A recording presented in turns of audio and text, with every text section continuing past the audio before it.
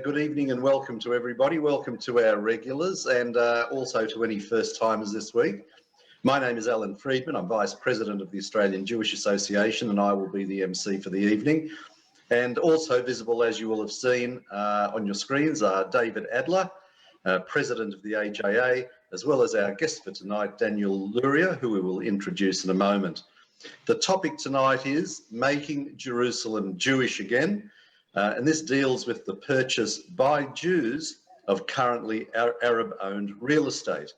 The format, it will be as usual. We'll chat with Daniel for about 30 minutes, after which point we will open up the session to a Q&A from the audience. Now, I mentioned it last week, but I do want to mention it again, that the AJA is looking for interested people in Melbourne and or Sydney to get involved with our organisation. So if you, your children, or even your grandchildren like what we do and have some skills that we could utilise, we would be interested in chatting with you. And the way to do that is just send an email to office@jewishassociation.org.au. Okay, Ateret Cohanim is an Israeli Jewish organisation located in the Muslim quarter of the Old City of Jerusalem. And it works for the creation of a Jewish majority in the Old City, as well as Arab neighbourhoods in East Jerusalem. Now, it does this by facilitating the sale of property owned by Arabs to Jewish buyers, which might sound very controversial, but it is all done completely legally. Daniel Luria grew up in Melbourne and is an alumni of Mount Scopus, but he made Aliyah many years ago and now works full-time for Ateret Cohanim. People may also remember the segment that 60 Minutes ran about 2 years ago where they portrayed Ateret Cohanim as some sort of underhanded colonising organisation abusing the basic rights of those indigenous Palestinian Arabs, and we may talk about that later. Daniel, it's great to have you. Welcome to our AJA session. Shalom, shalom. It's a pleasure to be here and I hope I can bring you a little bit of the spirit of Jerusalem to you and all your people, the participants of this get-together, so to speak. I'm sure you will. Daniel, just to start, just give us a little bit of a recap of what Ateret Cohanim does and how you do it. Yeah, you more or less hit the nail on the head, although I will say that the organisation, although it started off inside the Old Jewish Quarter, we like using the terminology Old Jewish Quarter as opposed to Muslim Quarter. Most people in the world don't realise it, but before the Old City was divided into quarters, and that was done by the British, who couldn't defend the Jews who were living in what is today known as the Muslim Quarter, they divided up the Old City into, so to speak, 4 sections. We, the Jewish people, ended up getting about 1/9 or 1/10 of the Old City. The Muslims got close to 2/3, then the Christians and the Armenians, and we got this tiny Jewish quarter. But before the British turned up, and this is a Turkish census and an early British census from the late 1800s and early 1900s, we're talking about a Jewish majority of the Old City in those years. With some people say 14,000 out of 28, some say 19,000 out of 28,000 population, the whole of Jerusalem that was inside the walled cities. That's a Jewish majority. In fact, the Muslim quarter of today had 21 synagogues and 6 centers of Jewish learning, 6 yeshivot. Of course, it was decimated totally, just like the old Yemenite village outside the old city was decimated by Arab pogroms and riots in the 20s and 30s. So after 1967, remember between 48 and 67, the Jewish population ended up being 0 inside the old city, 0 Jews inside the city of David, nothing on the Mount of Olives. The heart of Jerusalem had no Jewish life. We come back in 1967 after the Six-Day War. Although there is a Jewish quarter, the question was asked, what about the old Jewish properties? What about the places where Jews used to live, the old synagogues, the old centers of Jewish learning? The government didn't want to deal with it. The JNF wanted to keep on planting trees, a wonderful organization, but they didn't want to deal with the reclamation, so to speak, of Jerusalem. And so one man with a dream 40 years ago said, why shouldn't we have the right to be able to live in the heart of Jerusalem, even if those areas are primarily Muslim or Arabs today? So over the last 40 years, Arabs have effectively approached the organization. They want to sell, and Jews around the world buy. We just make sure that it all happens. It's real estate, but clearly it's real estate with political ramifications, for those that want to see Jerusalem divided, then having these Jewish facts on the ground in the old Jewish quarter, the Mount of Olives, the city of David, is clearly problematic. But for those that want to say Jerusalem should stay in Jewish hands and the Jews should have the right to live anywhere, and that's what we believe in. We believe the Jews should have a right to be able to buy and live in any neighborhood in Jerusalem, just like Arabs do. In fact, there are Arabs that have moved into predominantly Jewish neighborhoods and the world doesn't say anything about it. The problem here is that Arabs are killed if they sell to Jews. I think you and I have discussed this on some previous occasion. To think of such a concept is unheard of. Imagine in Australia, if you sold to an Italian or to a Puerto Rican, that you would be killed. It wouldn't last 24 hours, but that's the reality of what there is today. It's a fatwa. It's a fatwa that basically says you sell to a Jew, you're killed. If you help sell to a Jew, because obviously we need to use straw men and middlemen, we have to do everything to protect us, he can be tortured. We had an Arab 1 year ago who basically a year ago who was allegedly, just allegedly involved with the organization. He was abducted from Jerusalem. He was taken back to Ramallah. He was tortured. He was put in a box, hung upside down, beaten, a light in his eye. It's like the Middle Ages. Only because he was an American citizen did we manage to work with the American government and they put pressure on the Palestinians to release him. This is abnormal. So it's real estate with a twist, a big twist. But thank God we've been very successful in bringing back a lot of Jewish life and facts on the ground to the heart of Jerusalem. And Daniel, how frequently would you actually have a sale take place? Is it once a week, once a month, once every 6 months on average?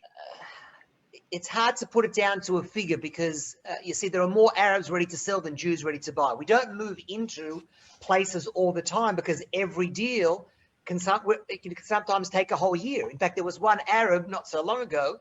The condition of the sale was not to move in for 7 years. So we had to have certain Arabs that work with us living in the place. They come in, they come out, they rent, they don't rent. 7 years later, we move into the premises. Who's going to connect it to the first Arab who sold it? So there's lots of deals happening all the time. At the moment, there are a few very big deals happening in, I can't say exactly where, but we've had our Arabs working with us and they're working in buildings as though that they're doing it for themselves, just renovating the place, getting it ready for Jews to move in one time. But ultimately, we hope and we believe that we'll be able to live side by side with Arabs, as we've shown. When Jews move into a neighborhood, they actually do quietly work with some of the more moderate Arabs, and they do amazing things together. Most Arabs in Jerusalem realize that life is amazing in Israel compared to the PA or under Hamas. There was a survey done about it, and 63% prefer to be under Israeli sovereignty than under the Muslims or PA or Hamas. It's a different world. Yes. They can't openly say that because there's too many violent, aggressive, and insightful Arabs that are causing some troubles in certain areas that we have Jewish life. And presumably the meetings that you have to be quite clandestine, I imagine. I suppose you've developed protocols for doing all of this? Yeah, I mean, it's been 40 years now. I myself don't deal with the Arab world. I deal with the Jewish world. They're trying to get the Jews involved, or those with Jerusalem in their veins, to be able to help to buy back Jerusalem. But there is a department that speaks Arabic, that has middlemen that are activated, that work with the Arabs, sit with the Arabs, who, by the way, they want to sell. But everything has to be done in a special way. No Arab dealing with Ateret Cohanim in 40 years has been killed. If we have time at the end, and if you remind me, I'll tell you a story about one Arab who was shot actually 5 times because they found out that he was the one doing some deals with the organization for many years. This is talking about 20 years ago, but he was the only... Tell us now, since you've raised it. Okay. There was... it started in the very, very beginning when Mati Dam, the founder of the organization, he goes to the JNF, the Jewish National Fund, that for years has been buying land for the Jewish people. And most lands in Israel are owned by this quasi-government company. He sat with the head of the JNF. He's a 24-year-old guy. And he said, listen, how about you help me buy back Jerusalem? I don't have any means, but I know there's all this property because it started in the Muslim quarter, the old Jewish quarter. How about you help me? The guy says, oh, I don't really know. I don't think we can. Our American, donors will be a little bit upset. I'm not sure whether it's going to speak to the Australian and then the English and the French donors. But you know what? I'm going to put you in touch with an Arab, he said. This is the guy from the JNF. And you do deals with this Arab who works a little bit for the JNF. The meeting didn't take place. He forgot to chase it up, and he didn't ring him up. A few years later, 2 or 3 years later, the founder of the organization, who's now 25 or 26, gets engaged to his wife, and he had to meet her at the central bus station in Jerusalem.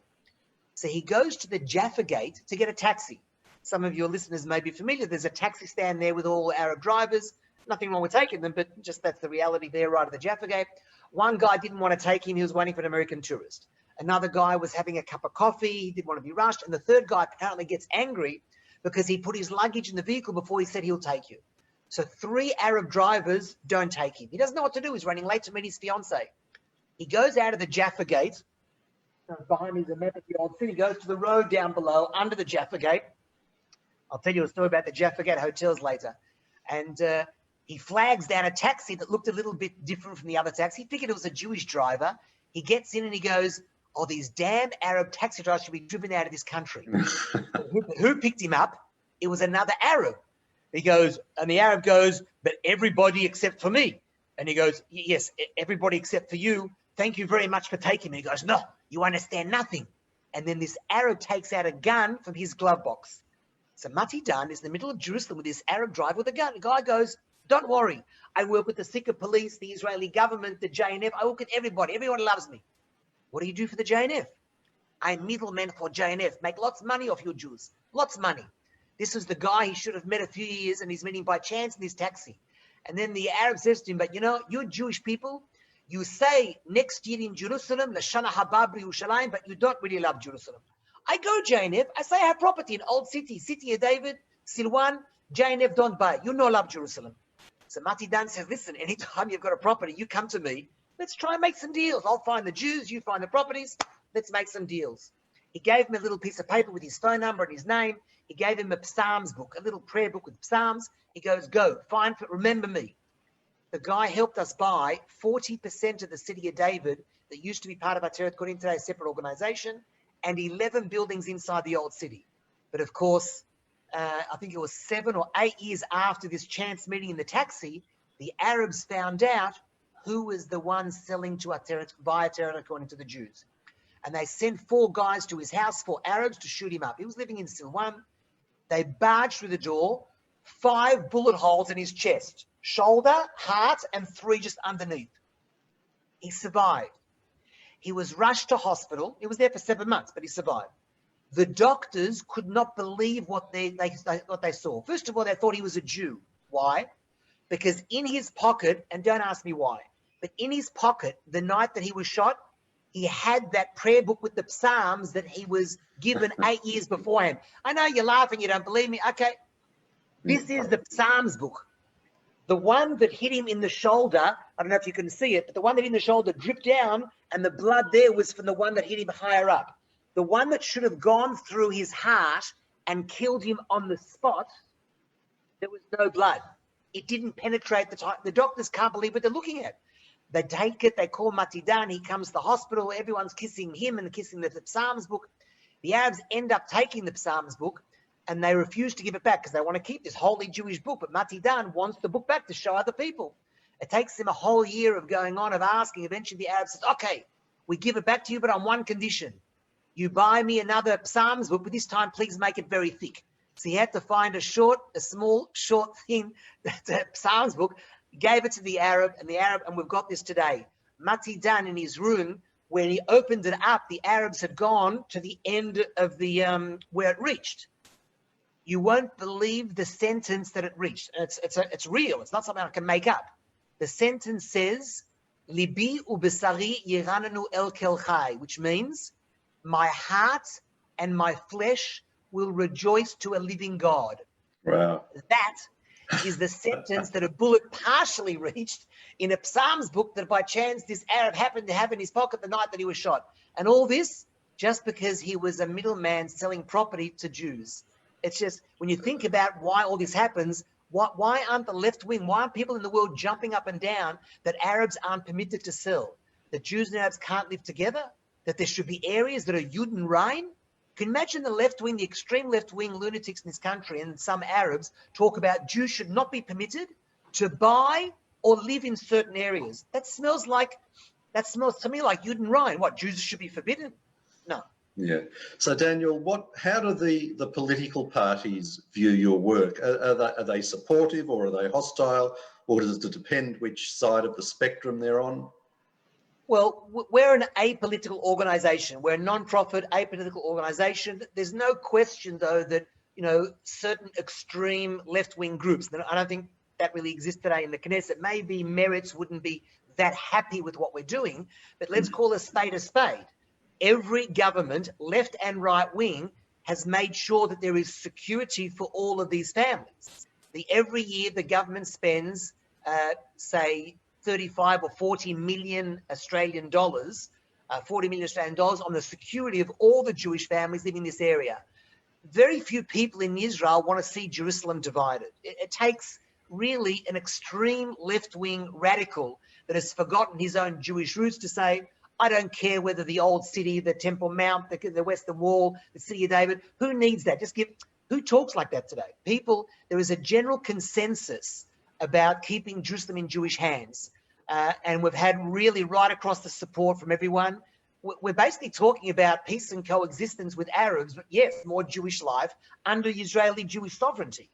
I mean, no one's talking about dividing Jerusalem in that sense. And the blue and white and Yair Lapid, those guys which are sort of very centred, would they be vocal and public in supporting you? I don't know whether they'd go out on a limb to say they love the idea that Jews are buying from Arabs, because I don't know whether they really understand how it takes place. There's a lot of misinformation as though that these gun-totaling settlers, God forbid, are going to Arabs. Nothing can be further from the truth. We're basically the continuation of the JNF that is redeeming land for the Jewish people. Jews want to buy, there's Arabs that want to sell, and we make sure that it happens.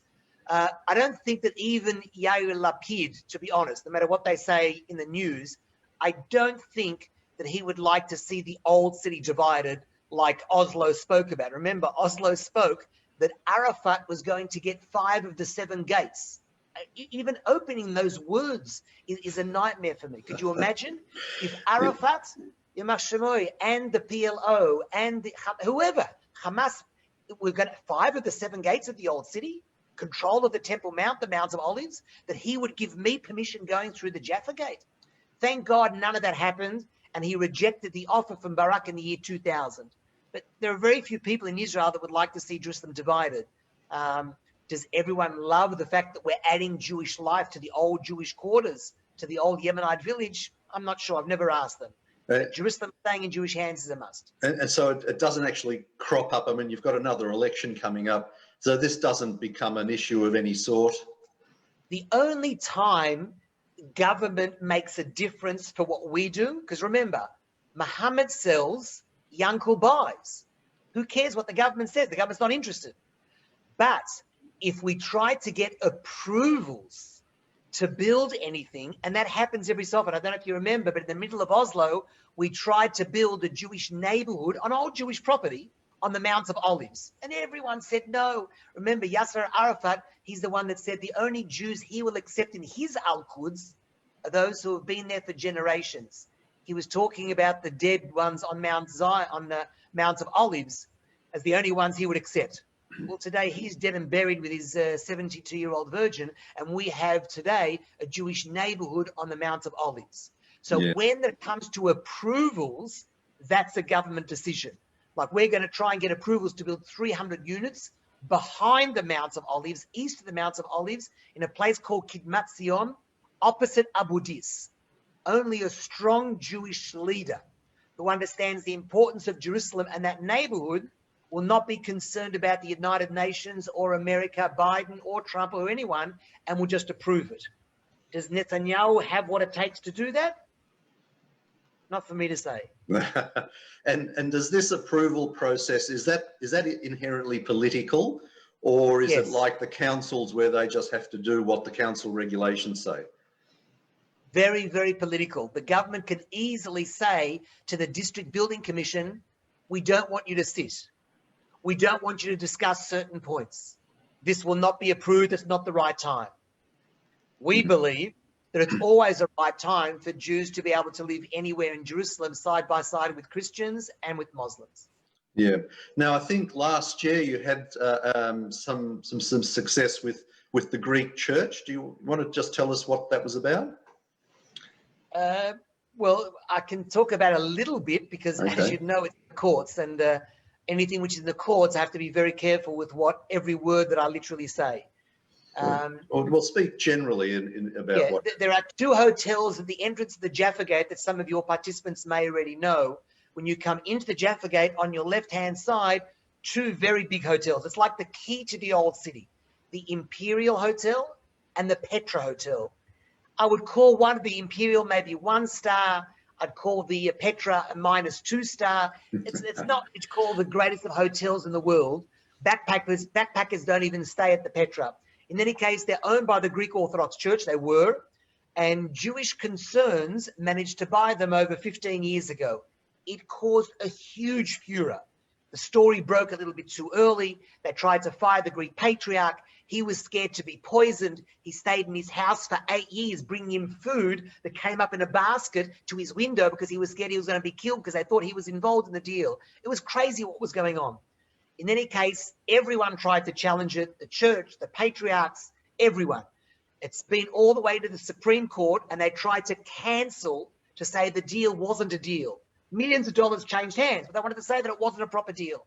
So far, every court ruling has ruled in favor of the Jewish Concerns that are behind or financing this particular deal, which means that they'll be in Jewish hands, God willing, hopefully in the near future. It's still in courts because it's being challenged and re-challenged, and you've got the management company. I will tell all your listeners that I imagine not one person would know. The Petra Hotel, the second one on the left, was the first kosher hotel in Jerusalem. It was built by a guy called Amzalak from Gibraltar in the 1840s. Amdursky family ran it as a kosher hotel with fine, exquisite European furnishings. That's the way it was written in the touristy books. From 1890 till 1927, when there was an earthquake and also pogroms, and he left. And the Greek Orthodox Church did buy it. But who would know that there was a kosher restaurant, a kosher hotel there? People used to go there on the Chagim, on the festivals. Rabbi Cook stayed there when he spoke in the synagogue in the Hurva on Shabbat. Jabotinsky ate there when he was in jail. A lot of Jewish connections there, owned later by the Greek Orthodox Church. And God willing, one day we once again a fine kosher hotel with, if not fine, exquisite European furnishings, fine Israeli furnishings in the middle of this, the entrance of the Jaffa Gate. A very big story, which is still unfolding, and that's all I can say in relation to the cause. Okay, well, that sounds very interesting. I'm going to ask David if he's got any questions, but I will mention if anybody wants to put their hand up for questions, now's the time to do it. And as I've mentioned before, if you do have a question, just go on participants, the icon down the bottom, click on the raise hand icon, and that sends us a signal that you've got a question to ask, and we'll come to you. So I'll ask David to if he's got any questions. And before we go to the audience, Daniel, I'll just ask you to tell us about your virtual tours of Jerusalem. So David, have you got anything that you wanted to ask? Yeah, just a couple of quick practical things, because I think that the picture is being painted very well. And Daniel, I think what you're doing is absolutely inspirational. Just a couple of short questions. Do you have to pay much of a premium above what might otherwise be a normal value in order to incentivize the sale of properties?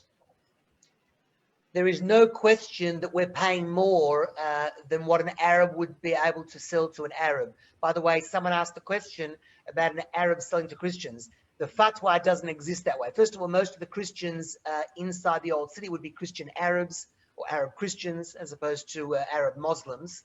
The issue with the fatwa only exists towards Jews. It's very problematic, very discriminatory against the Jews. But yes, a little bit more is paid. Imagine if we have to pay a middleman. Imagine we have to pay someone who's risking his life to live in the building until we move in. Imagine if the Arab says, I want a job overseas. There was one building, the condition was, get me a job in Manhattan. We got him a job in Manhattan. To this very day, he's working in some hotel in the middle of Manhattan. That's a cost. So I'm not going to give you like an exact figure, but just to understand, if an Arab sells an apartment from Mustafa to Muhammad for $250,000, from Mustafa to Yankel may cost us $400,000. $350 to $400,000. So yes, there is a premium, as you mentioned, that it goes up. Someone also asked about Abu Dis. Abu Dis is at the edge of Jerusalem, edge of the municipal Jerusalem. At the edge of municipal Jerusalem, inside the borders of Jerusalem, we have 10 families living. That's what I was talking about as this neighborhood, the most important since 1967, as a physical shield stopping any continuity from Abu Dis coming into Jerusalem. In fact, all of our Jewish life, our neighborhoods are in the corridor. That's why we call our work sometimes the shield of Jerusalem, having this Jewish life on the Mount of Olives, the city of David, the old Yemenite village. If we had more time, I'd tell you about that. It's such a story unfolding where Jews were kicked out because of pogroms and riots. The British promised that the Jewish refugees will be able to return shortly. They didn't keep their promise. And then it became an Arab neighborhood that everyone's heard about called Silwan. We shouldn't have a right to go back to an old Yemenite village. An Arab has the audacity to live in an old synagogue. Could you imagine if me, yours truly, was living in a 130-year-old mosque? How many days do you think I would last? They were living in a synagogue, for heaven's sake. And we managed to get it back. It went to the Supreme Court, and the Supreme Court of Israel ruled that it was a synagogue, that Arabs were illegal squatters, and they had to leave. Of course, these Arabs didn't believe for a second they were going to be taken out of the synagogue because they thought the whole world is on their side. And we also weren't sure they were going to be taken out because it's very controversial. But the police gave us a call 2 years ago and said, we're going in, you're getting the synagogue back. Unbelievable. Today, the building is back in Jewish hands, and there's a massive project to restore the synagogue. So if people want to be involved in that, they can also be involved in that. I may even have a virtual tour of that coming up at some point in the near future. At the moment, it's just the old city. Daniel, do you touched on the possibility of shipping someone overseas. Is that the routine, that anyone who sells would have to be relocated to another country? And is that a Western country or a friendly Arab country or European, or what happens to them? It basically depends on what they want to a certain extent. It doesn't happen all the time. In 40 years, like I've been the executive director for the last 20 years, and in 20 years it's happened once. Oh, okay. So there's plenty of other things that you can do to protect the Arab. I mean, even, for example, pretend court cases. You know, the Arab's got his money, but he takes us to court, all planned. Oh, look at the Jews are doing to me. I've been kicked out. They've done A, B, C, and D. So we have to look bad sometimes, but at least he's protected. Now, how stupid are the Arab world? I don't know. Does everyone realize what's going on quietly? There's a lot of pressure. Like today, for example, any Arab selling needs permission from the PA. So can you imagine what we have to go through sometimes, and I have to be careful what I say in order to get that approval. Yeah. Not so straightforward. A lot of interesting middlemen. As I told you, it's real estate with a twist, but it is the most vital real estate in the world. I mean, I don't mean any disrespect to Mea Sharim or Ramot or Rechavia, but the heart of Jerusalem is the old city, the Temple Mount, the Mount of Olives, Mount Zion. I mean, that's who we are. That's our history has unfolded there, and no one in the world has the right to tell me or this organization or the Jewish people that we don't have rights to live and buy in any single neighborhood in Jerusalem. Look, you're preaching to the converted there for sure. last question before we open it up. Daniel, you mentioned, Alan asked you about political parties and their views. I want to ask you about some of the Jewish groups. Do you get much pushback from the leftist Jewish groups? New Israel Fund, Peace Now, Jewish Voices for Peace, If Not Now. I mean, all this mess of, I would say, anti-Israel bordering on anti-Semitic Jewish groups.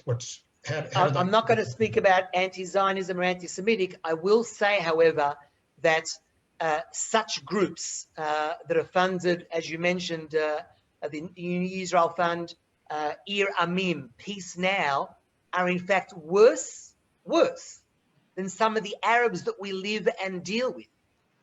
These people should see the relationship that we have with some of the Arabs and just wake up. They are worse than some of the Arabs. Who do you think? There was a group recently called Ir Amim. Look them up on the internet. Anyone? You could, if you want to find out about Ateret Cohanim, you can go to their internet site to find out about us. They went to the courts to stop the government spending money to restore a heritage site in the middle of the synagogue that I was talking about, to stop, because the government is also helping to partially fund it. And they tried to stop that. It's just mind-boggling how someone is so lost and so forgotten their own Jewish roots that they're prepared to do everything possible to, even to the extent of stopping the restoration of a synagogue. It's just, sometimes it's mind-boggling, and I can't comprehend how any Jew could be against the concept of a Jew living in the heart of Jerusalem. I don't comprehend it. Maybe I'm naive, call me whatever you like, but I will never accept the things that are being done today by some of these extreme left-wing radical groups. It's just beyond the norm. They're the ones that should be standing up and screaming against these fatwas, against these edicts that Arabs aren't permitted to sell. And Arabs want to sell, and you're trying to stop him selling. An Arab wants to live side by side with Jews, and you're trying to stop them. Who the hell do you think you are? There are Arabs that are today living in predominantly Jewish neighborhoods, and they're not jumping up and down. But if a Jew moves into a predominantly Arab neighborhood, that they get all uptight about. Anyway, in 100 years' time, we're still going to be here, and Peace Now and Ir Amim will be bylines in history books. They haven't given anything to the Jewish people, and they'll be bylines just like all the conquerors that came and thought they could dictate to the Jewish people. Where are they today? They're bylines in history books. It doesn't bother me. So long as we act like a moral, true nation and follow how we're meant to act as decent people, then we're looked after. It'll be okay. Okay, well said. Look, well, Saul and Gary have been waiting very patiently, so we'll start with Saul. If you can unmute yourself and ask your question, please. Thank you very much, David. Actually, the question has already, in a way, been answered. It was how do the Arabs protect themselves? What do they say to their colleagues? Suddenly they've got money in their hands. But that's already has been, in a way, answered. But one can only make a comment that one has to admire Daniel, that he is apparently sane, because he's living among Mishagoyim. His whole life is a Mishagas there. And yet he remains sane. I mean, it is crazy that anyone should have to spend their entire life doing something that everywhere else in the world would be accepted. Yeah, it's only in Israel. Saul, I am only a small cog in a very, very important wheel. But if I'm going to be Meshiga, then I'm going to be crazy in Meshiga for things like this. Just like it was crazy when you think about it. We just had Hanukkah, the Festival of Lights, a few months ago.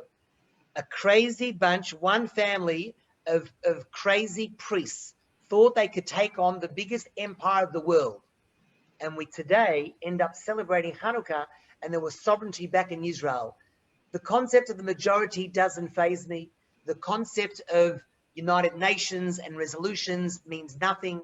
We have to do what is right. And if we believe that we have been given the land of Israel and we have been given Jerusalem as a gift on a silver platter, then we need to do what is necessary to walk through the door that God has given us and act decently and morally and ethically. But to do whatever is necessary within the framework of the law to live side by side with anyone in any Jewish neighborhood, but under Jewish sovereignty. Yeah, well done. Okay, Gary, your turn. Please unmute yourself, and then we've got Bob. Yeah, I'm curious about technical thing, legal title. I've read rural lands and villages. There's all sorts of traditional complex communal titles, freehold titles. Within Jerusalem, are there also a lot of complications that go back over centuries of change of title style? Yes, I mean, to be a real estate lawyer in Jerusalem, you need to be on a different level. To be a real estate lawyer and deal with our type of real estate is another level altogether. It's a very, very complicated business. We once upon a time, in fact, even sent someone to somewhere into Turkey to check some old Ottoman archives. But everything is very clear, though. There's enough proper archives that the British had, the Jordanians had, that we've got. There is no question about the title. There are different type of titles, that is, yes. For example, you may recall that in 1987, Ariel Sharon approached the organization, wanted to make a statement. I would like to buy something in the heart of Jerusalem. And he bought an apartment in an old Jewish building that was owned by a guy called Moshe Wittenberg. Before that, it was a hotel where Mark Twain stayed. A lot of history I'm not going to go into, very special. In any case, Sharon bought the apartment. And if you ask anyone, he owns it. Does he have the title? No.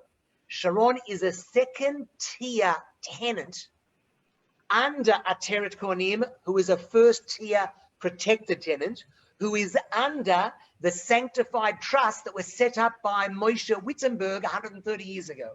Of course, there are some things where there's clean title, and you can buy the clean title sometimes. In the Yemenite village, for example, where the synagogue was, it was called Sanctified Trust of the Community. It's called in Hebrew Hekdesh. And the synagogue was one part of that, which, by the way, between you and me, and anyone else who's listening, the Supreme Court of Israel, when they made the ruling of the synagogue was one building in a massive area of 5,500 square meters, 30 other buildings in the area. And the court ruled not just on the synagogue, it ruled also on the sanctified trust, which has now opened up, as you can imagine, a can of very important kosher worms, if there's such a thing. Hungry worms. Hungry worms. Yes.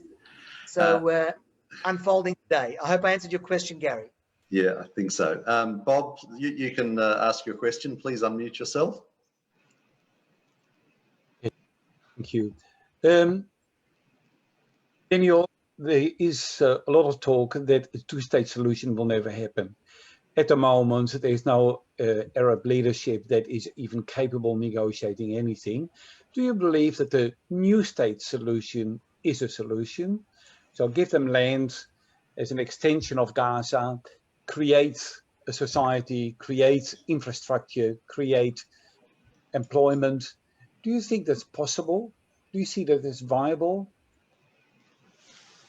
I'm not a politician. I've got a very specific job and a role here in Jerusalem. So on a personal level, I'm saying that very carefully, this has nothing to do with Ateret Cohanim. I don't believe that the Arabs are capable of anything remotely resembles a proper governance. We've seen what's happened in the Gaza Strip. The hatred amongst certain Arabs, not all, makes anything like that impossible. There were people in the left wing here in Israel that thought, just give them Gaza. Just just destroy 10,000 people's lives, uproot Jewish cemeteries, destroy synagogues. For the sake of peace, everything will be okay. They'll be happy. We'll be happy. That's what the left wing said. We've tried this. We've tried to give them governance. All that we got in return was, I don't even know the exact number of how many hundreds of thousands or tens of thousands of missiles have come into regular cities. I don't know how many tunnels. All I know is that cement is not being used to build their own infrastructure. They're more worried about how to kill the Jew or to drive the Jew into the sea.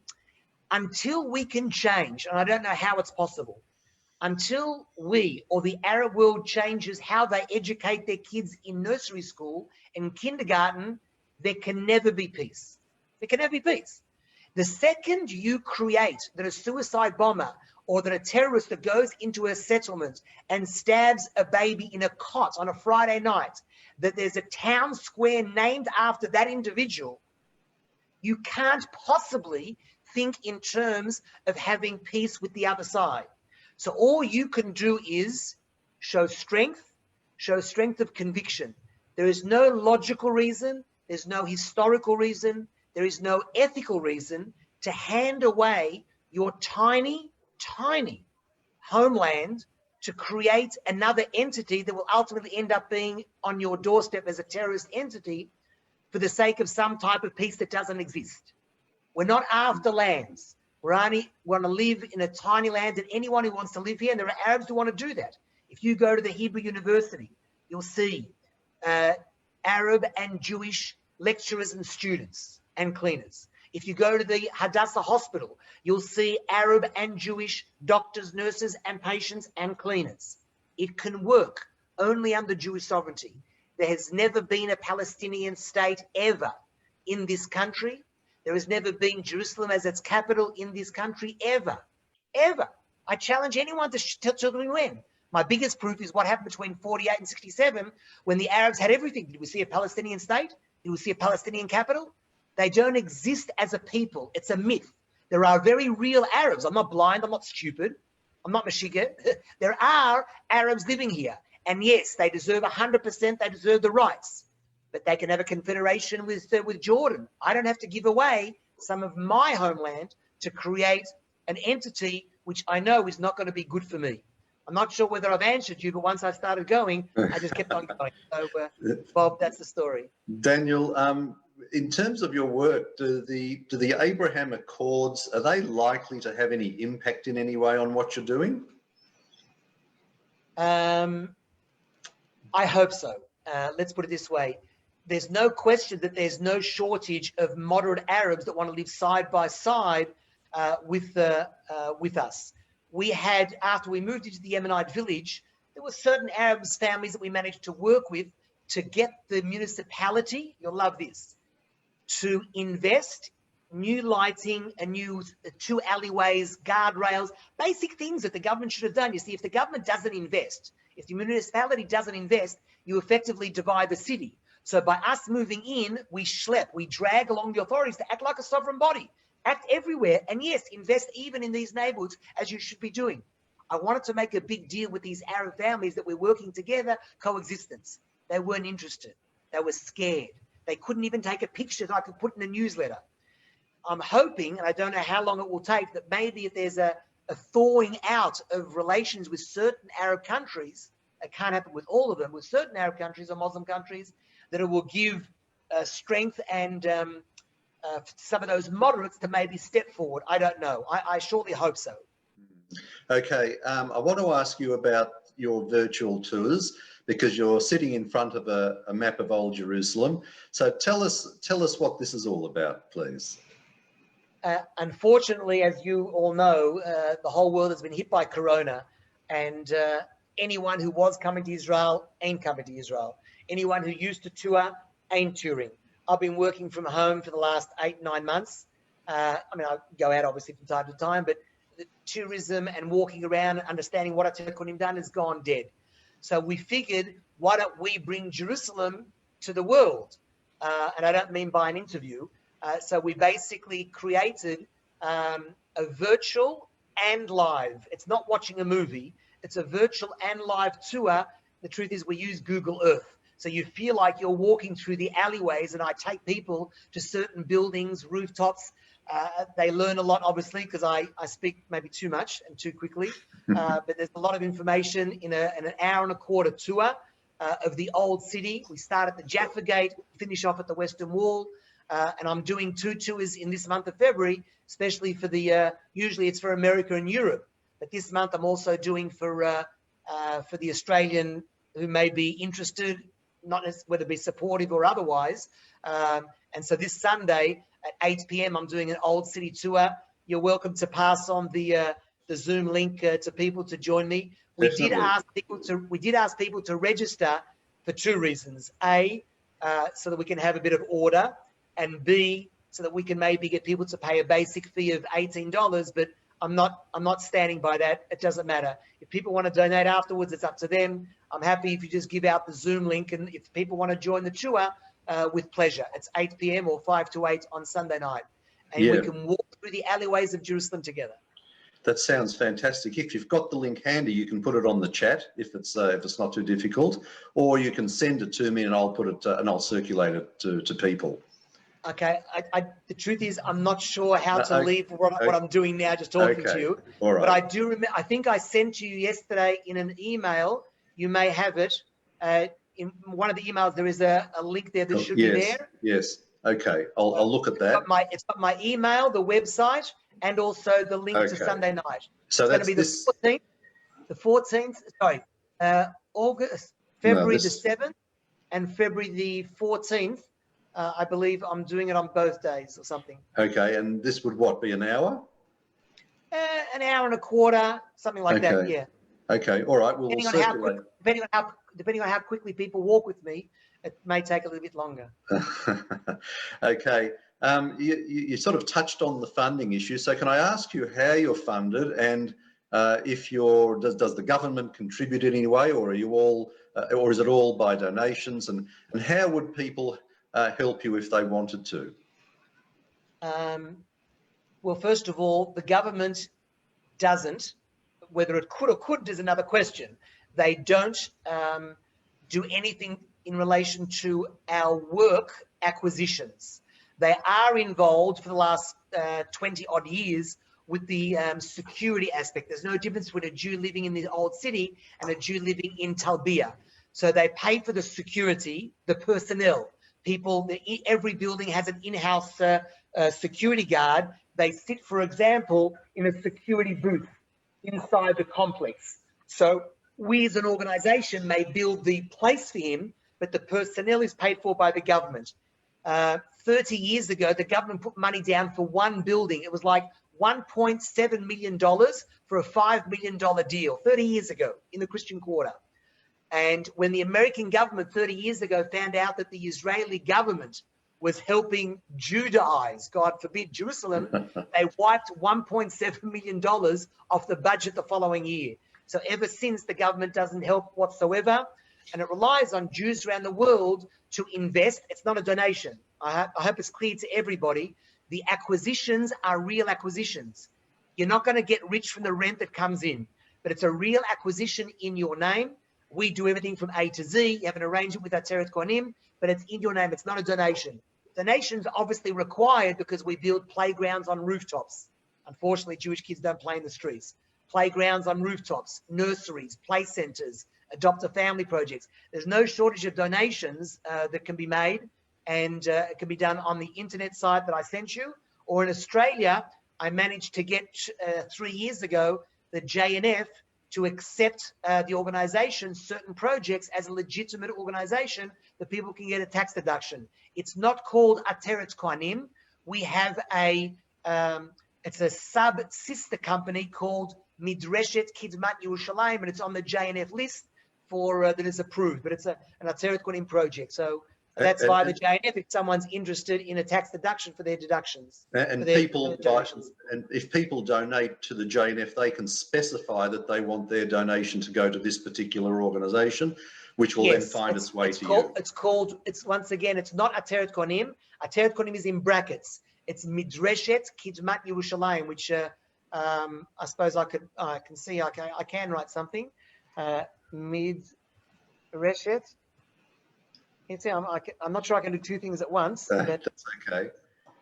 That's all right. We'll put all this stuff up later. Don't worry about it now. Okay.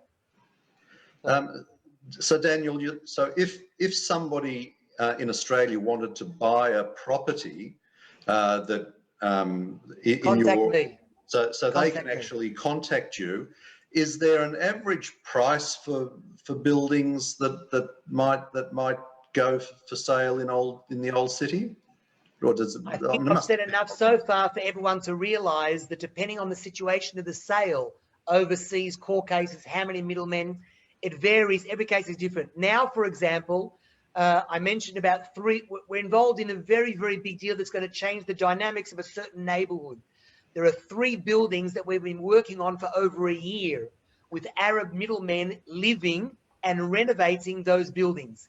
It's going to be 15 apartments in one night as an operation that's going to, I've never seen it in the 20 years that we've been here, in one night to do such an operation. But it's slowly but surely being done. And in the meantime, we've taken loans to make sure that to pay the Arabs, to pay them off and to renovate, etc.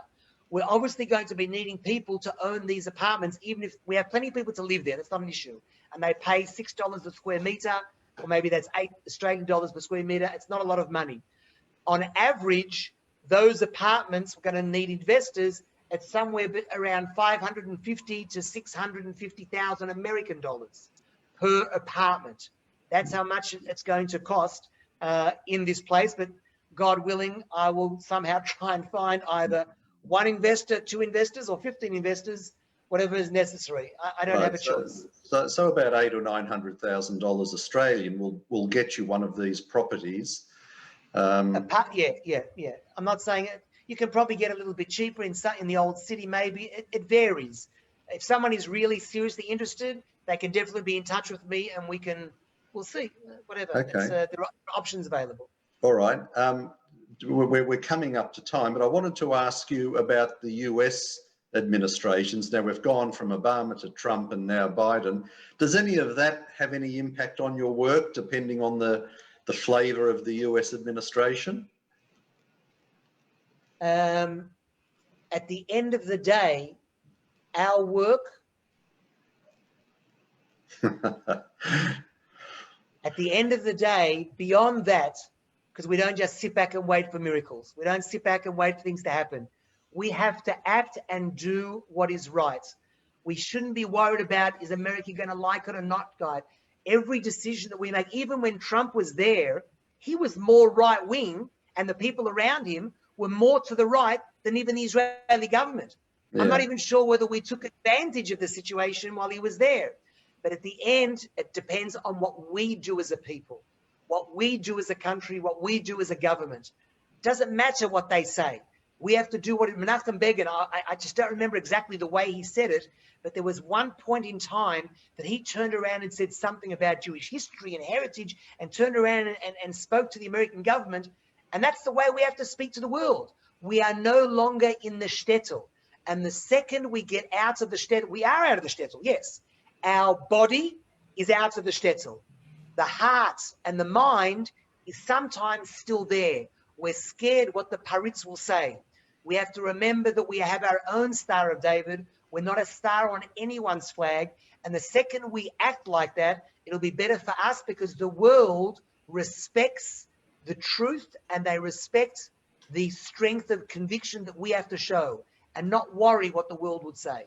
Yeah, well done. Look, just before we go, Daniel, I just wanted to mention the 60 Minutes interview that you did. It was a couple of years ago, and I remember when we were doing Nothing Left at the time, we interviewed you, but I got the feeling we were more upset about it than you might have been, because the interviewer at the time was Tom Steinford, and he asked you different questions to those that he asked the Australian barrister who's a Palestinian advocate. And you got asked sort of very broad philosophical questions, and he got asked very contextual ones. And as a result, he used words such as occupation and settlements and apartheid and war crimes, which all made it sound bad for Israel. Did anything sort of happen as a result of that episode? Did it affect anything? Or was it just one of those media things that comes and goes and gets forgotten about very quickly? You know what they say about the fingernail that you bite off or cut off and throw into the rubbish bin? No. It means nothing. It just, yeah. Okay, so there was a program. So he said what he said. I know one thing. Since that program, we've added tens of Jewish families to the heart of Jerusalem. The left wing and that guy, whoever he was, is going berserk. He doesn't know what to do to stop the Zionist dream unfolding. Oh my God, Jews are coming back to Israel. You know, it doesn't make a difference. I'm happy to speak on any interview. Every so often, maybe something gets across. Maybe I'm not going to change anyone's mind. Maybe someone who's sitting on the fence will understand something historically. You know, I get every so often. In fact, the only good thing that came out of it was, if I'm not mistaken, I actually think I got a $5,000. Now that I remember it, I got a $5,000 donation after someone was so angry the way things were turned out, they decided to donate specially. So I was thinking of writing an email to that Australian guy from whatever organization he works for, and to thank him for being a fundraiser for Ateret Cohanim. So I decided not to be a smart aleck and just let it go. No, there we go. It's fine. Okay. Look, Daniel, thank you for your important work in the face of some fairly hostile opposition at times. What you're doing is fantastic, and some of the comments that that have come up on the side have been very complimentary too. So you've got a pretty big fan club here in Australia. So just tell everybody the website. We'll circulate it all, but just tell everybody the website now. The website it's very straightforward, ateretcohanim.org with a C, Ateret Cohanim. My email is also easy. If you remember my name, it's easy. Daniel Luria, so it's just dljerusalem@gmail.com. And Alan and David will forward to everyone the link for the tour. And once again, I wrote on the chat, Midreshet Kidmat Yerushalayim. That's if you wanted to donate and you want to get a tax deduction. If you don't care about the tax deduction, then you can just do something online. But if you want the tax deduction, then at the moment the JNF is the avenue. Just make sure that I know about it so I can chase it up, and also that the JNF know where it goes to. But I thank all of you, Alan and David, for giving me the opportunity to reach X number of people. I hope you've all enjoyed it. I hope I didn't speak too fast. No, I've got a lot of information. So thank you, all of you, for the opportunity. Fantastic. Thanks, Daniel. Look, just before we go, I'll hand back to David to do our usual little wrap up, and then we'll say goodbye to everybody. Okay, well, look, thank you, Daniel. I think your work is inspirational. I just want to show a picture of something that you alluded to. This was the alternative back between 48 and 67, when the Jordanians were boasting that for the first time in 1,000 years, not a single Jew remains in the Jewish quarter, not a single building remains intact. This makes the Jews return impossible. David, I must tell you, that picture is a beautiful picture, because if you notice, in the background was a massive synagogue. There were two huge synagogues in the Jewish quarter that were higher than the temporary Golden Dome, higher. And now the Arabs are furious. One of them has been rebuilt already, called the Hurva, and that's the second synagogue. In the picture there, you have a look, that synagogue was ultimately destroyed. The Jordanians, rather than use a synagogue for a temporary mosque or for a community center, they blew them up, and now both synagogues, one has been done and the second one is being completed as we talk now to restore it. So they can talk, they can say no. You can have X number of empires, but they're gone, and we're here, and we're here to stay. Amen. Okay. And finally, just to let people know what's happening next week, we have Michael Danby next week. Michael Danby, of course, is well known to the Jewish community in Australia, being a long-standing member of Parliament who advocated for Israel. And what's perhaps not quite so well known about him is that he served as chair of the Joint Standing Committee on Foreign Affairs, Defence and Trade, and he's quite a foreign policy expert. So we will be talking to him about a variety of the foreign policy hot points for 2021, China, Iran, Israel, and the possible impact of the Biden administration on a variety of issues. And finally, if there's anyone here who's not yet doing these things to support HAA, please like and follow the Facebook page. We have a new mechanism on the website, jewishassociation.org.au, where if you're not yet on our email list and would like to be notified directly of events and news and views, you can just fill in your name and email address and subscribe on the spot, and you will be automatically joined onto our list. And finally, if you're not yet a member, or if you haven't made a donation, we need support as well, and that can be done via the website. So thank you, Daniel, great event, and Alan for being MC. Okay, thanks, David. Thanks, everybody. Thanks again, Daniel. It was wonderful. So until next week, when we see you again, I wish everybody a very good evening. We'll see you next week. Bye for now. Shalom, shalom from Yerushalayim. Shalom.